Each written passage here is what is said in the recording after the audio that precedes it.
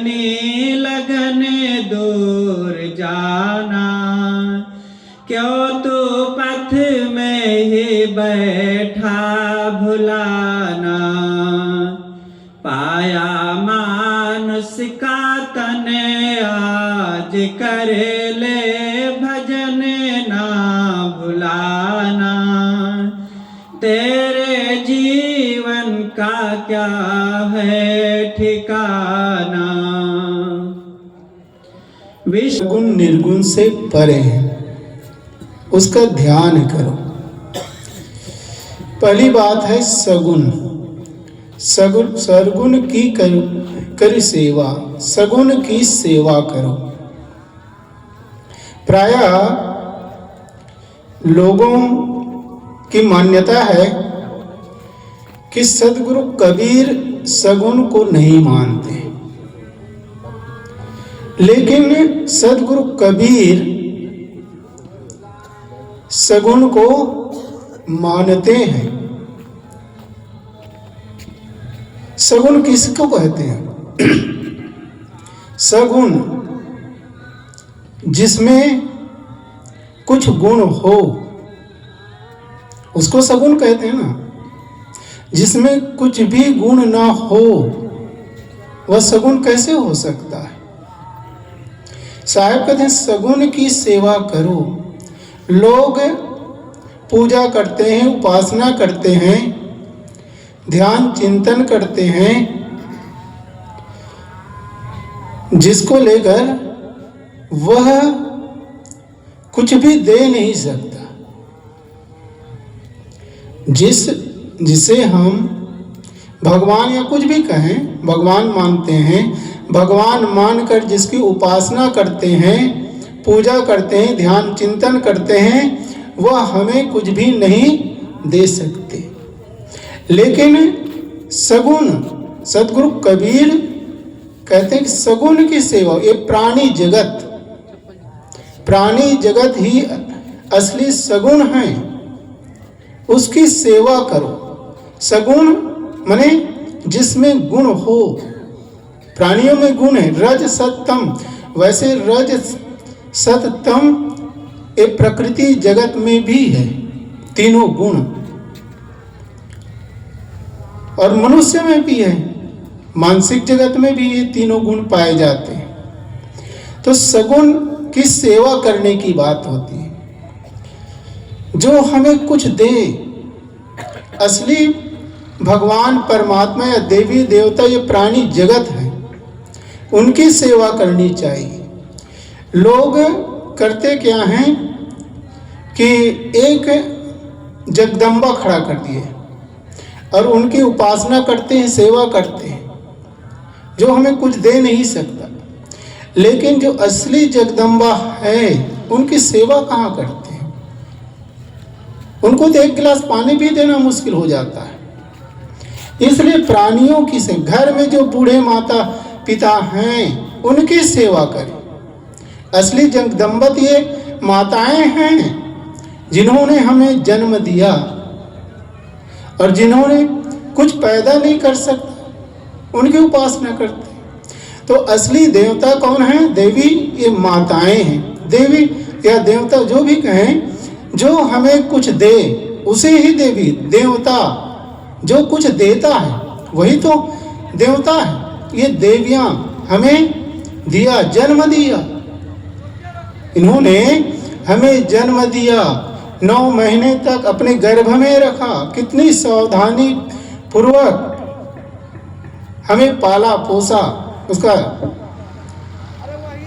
तो इनकी सेवा करें, बूढ़े माता पिता की सेवा करें, पिता की सेवा करें। पिता क्या देता है? कि पिता कुछ देता है। पिता बच्चों को क्या देता है? पिता जीवन जीने की कला सिखाता है, और अंत में तो वो अपने संपत्ति का मालिक भी बना देता है। जोड़ जोड़ अपनी संपत्ति का बना दिया ना भाई। तो सारी एक एक पैसा जोड़ जोड़ करके हमें पढ़ाता है, लिखाता है, और पढ़ा लिखा करके गुणवान भी बना देता है, योग्य बनाता है ये पिता। तो उनकी हम पर कितना ये है उपकार है, बहुत बड़ा उपकार है। लेकिन ऐसे बूढ़े माता पिता की हम सेवा नहीं करते। जड़ मूर्तियों की पिंडियों की सेवा तो कर लेते हैं, लेकिन ये चलते फिरते प्राणी हैं, माता है, पिता है, उनकी सेवा नहीं करते। एक पिता था, उनका एक ही लड़का था। उन्होंने मेहनत मजदूरी करके लड़का को पढ़ाया लिखाया, योग्य बना दिया। एक दिन वह लड़का बड़ा ऑफिसर बन गया, शादी हुई, पढ़ी लिखी लड़की आ गई। फिर पिता बूढ़ा हो गया, कुछ दिन बीता, पोते भी आ गए, बच्चे भी आ गए। तो लड़के की पत्नी मतलब बहू कहती है अपने पति से कि सुनो जी, ये पिताजी बूढ़े हो गए हैं, मुंह से लार टपक रही है, आंख में कीचड़ भरे होते हैं और बैठे रहते हैं सामने पर। कोई आते हैं तो उनसे मैं खुलकर बात भी नहीं कर सकती। इसलिए आप एक काम करिए कि इसको पीछे पिछवाड़े पर ले जाइए, इसके खाट पिछवाड़े पर डाल दीजिए, वहाँ आराम से रहेंगे तो मैं कोई आएंगे उससे खुलकर बात कर सकूं। लड़का मना करता है, लेकिन बार बार कहने पर वह भी उनकी बातों पर आ जाता है और अंत में करता क्या है कि उसको पिछवाड़े उनके खाट डाल देते हैं और कहते हैं कि पिताजी यहाँ पर आप रहिए, आराम से रहिए यहाँ पर। अब क्या करे पिता, वहाँ पर रहने लगे। कुछ दिन बीता, फिर कहती है कि सुनो जी, पिताजी के लार थाली पर टपक जाती है और बर्तन मांजने में मुझे घृणा लगती है, इसलिए आप एक काम करिए कि कुम्हार के यहाँ से मिट्टी के बर्तन बनवा करके ले आइए। बर्तन, मिट्टी के बर्तन में भोजन दे दूंगी और वो पिछवाड़े फेंक दिया करेंगे। वही किया, फिर मिट्टी के बर्तन ले आए, उसमें भोजन देने लगे। अब भोजन देने लगे, पिछवाड़े पर वो भोजन करते थे, फेंक देते थे। उनका एक बच्चा था, होनहार बच्चा था, प्रतिभावान बच्चा था। एक दिन वह बाल खेल रहा था, खेलते खेलते बाल वहाँ पर चला गया पिछवाड़े पर। तो वह अपने बूढ़े बाबा को देखते हैं और कहते हैं कि बाबा जी यहाँ कैसे।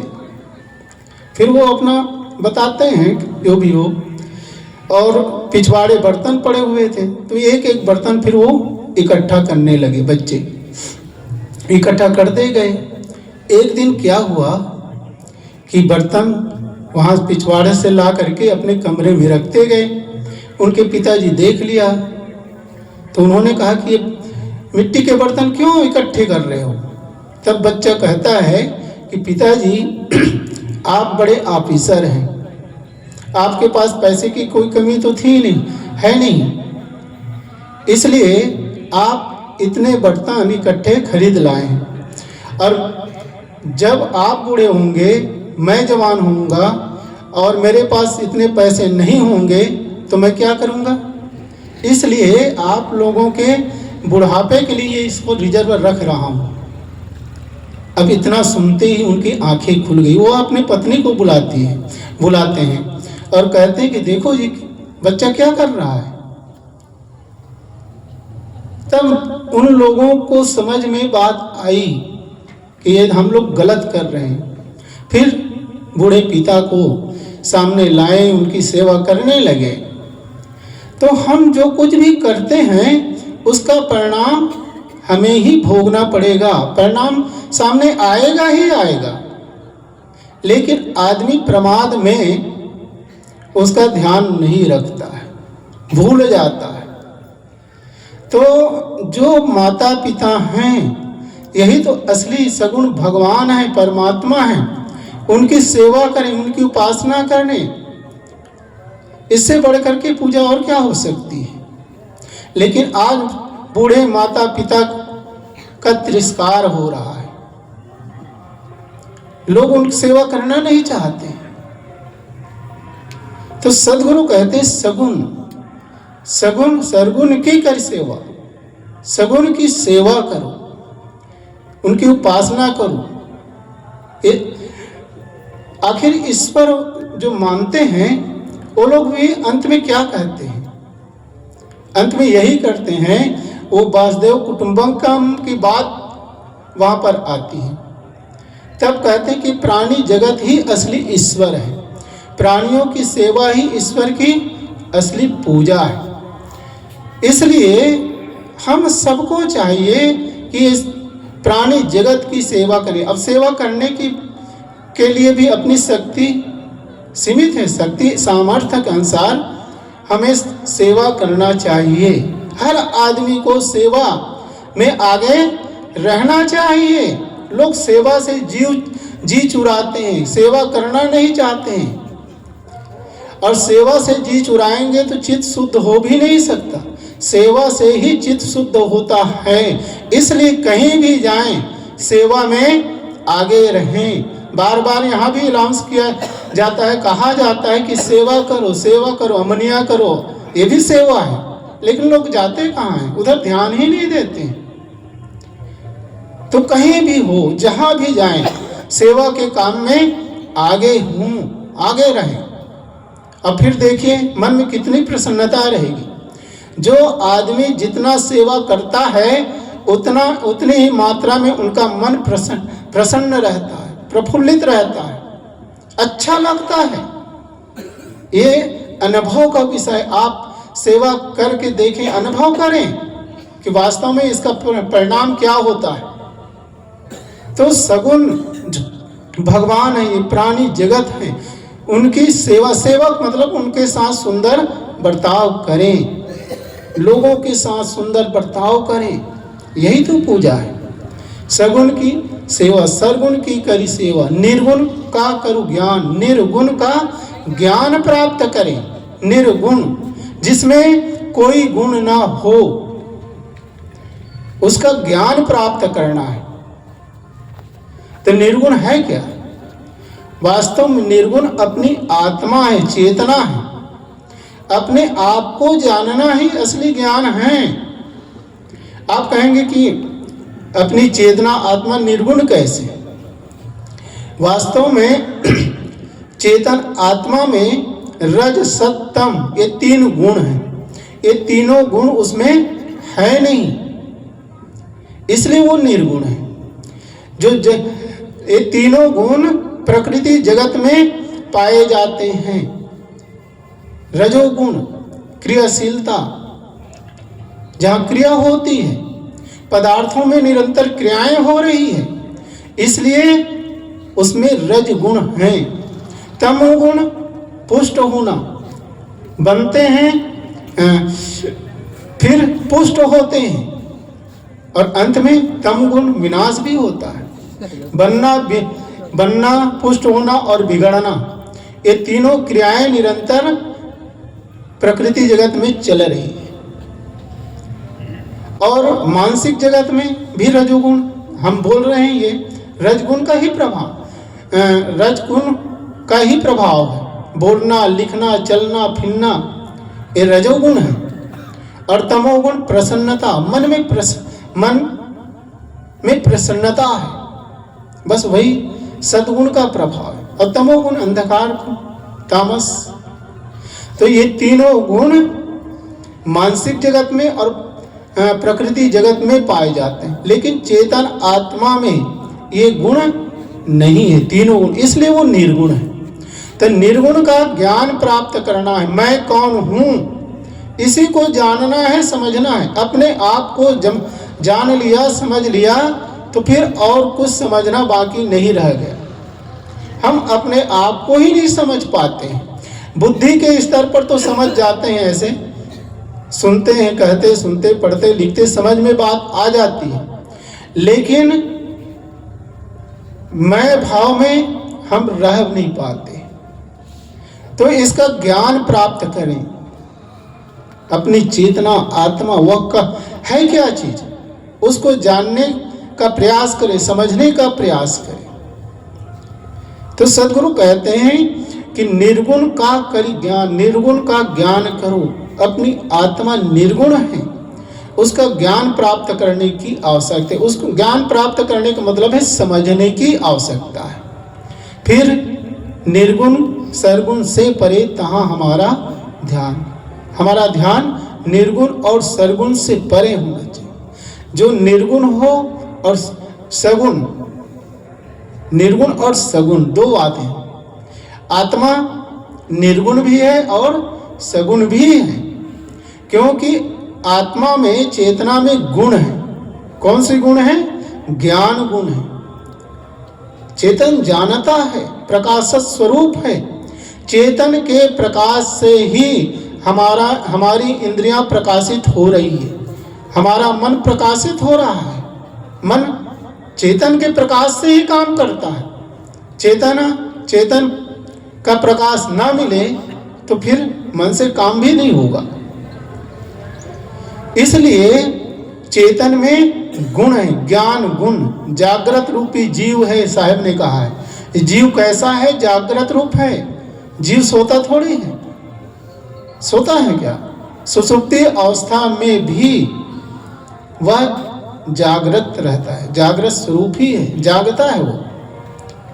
इसीलिए हम कहते हैं कि आज हम ऐसा सोया कि कुछ भी नहीं जान पाए। तो कुछ नहीं जाना, उसको जानने वाला कौन है? वही चेतन है, वो सोया थोड़े है।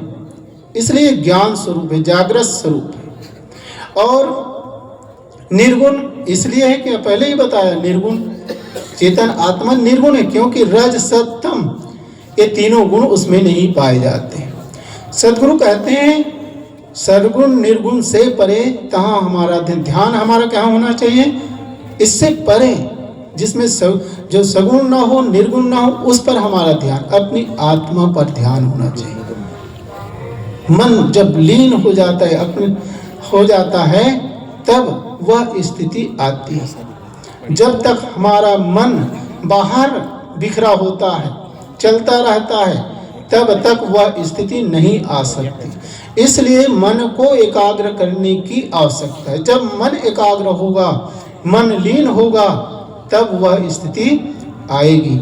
इसलिए सदगुरु कबीर की ये साखी को मनन करें, चिंतन करें और उसके अनुसार जीवन जीने का प्रयास करें। तो मैं थोड़ी देर आप लोगों के समक्ष कुछ चर्चा करने का प्रयास किया। बस इतना कहकर मैं अपनी बात यहीं पर विराम देता हूँ।